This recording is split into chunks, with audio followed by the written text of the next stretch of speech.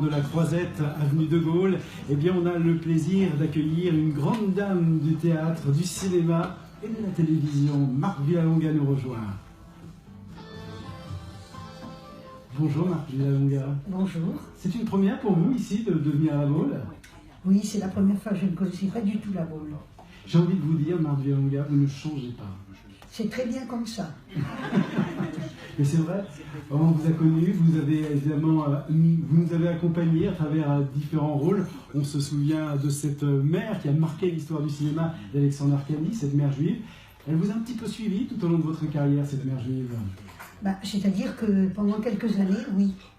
Je ne sais pas pourquoi, les Français pensaient que les pieds noirs, on était tous juifs, ce qui n'était pas du tout le cas. On était très mélangés, je veux dire, en Algérie.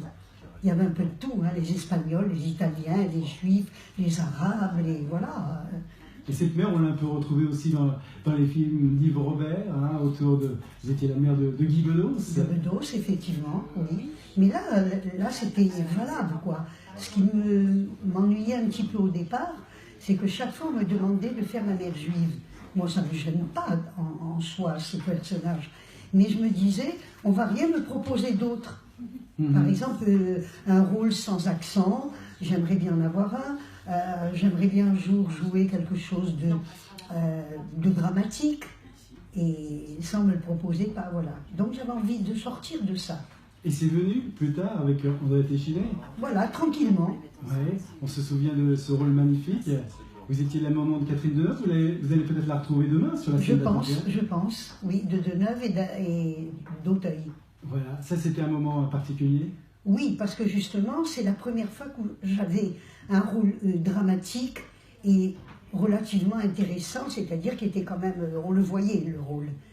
Donc je me suis dit, ça y est, je sors de mes gonds, voilà, ça va marcher.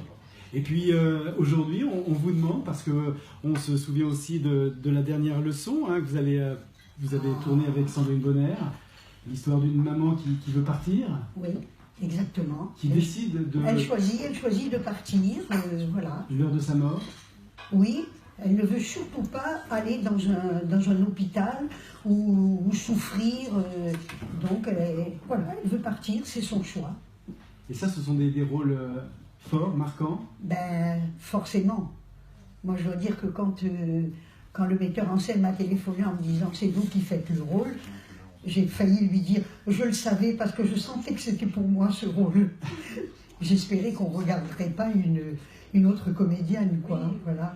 Parce que des rôles comme ça, on n'en a pas tous les jours. Et c'est vrai que c'est un bonheur.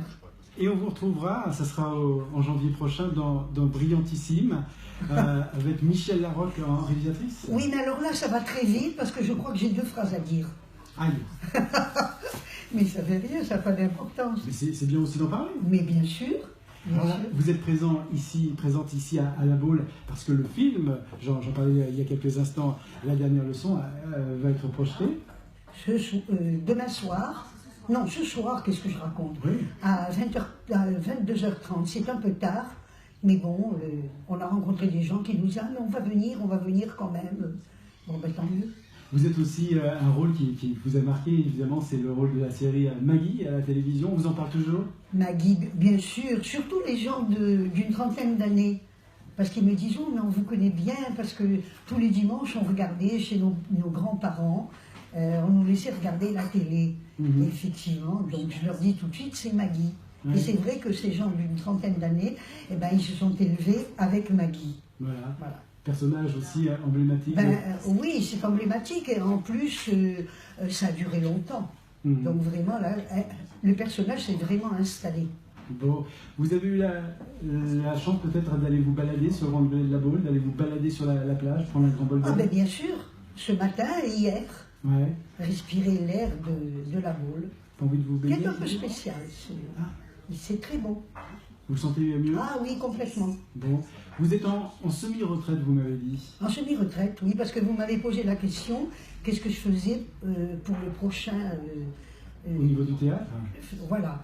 Et j'ai arrêté le théâtre. Ouais. J'ai arrêté le théâtre parce que justement maintenant j'ai envie de faire d'autres choses. La preuve c'est que je suis ici aujourd'hui. Si j'avais été au théâtre, j'aurais pas pu venir vous voir. Bon, eh bien, écoutez, on vous souhaite beaucoup de films. Mais c'est gentil. Et on a toujours une vraie tendresse de vous recevoir. Merci. C'est un vrai plaisir de vous accueillir ici sur France Bleu. Mais je dois dire aussi que j'ai, dans les rôles qu'on m'a donnés, en particulier celui de Téchiné et celui de, le dernier, la dernière leçon, avec Pascal Pouzadou, qui est mon mentor, je dirais. Elle ne me lâche pas d'une semelle, c'est même fatigant à la fin. Enfin, je ne lui dis pas trop parce que après elle se vexe. Très bien. Merci Marc Villalonga. C'est moi qui vous remercie. Et bon séjour ici du côté de la Baule. Merci, je reviendrai. C'est gentil. Ça sera toujours avec plaisir. Hein. Et dans quelques minutes, on poursuit.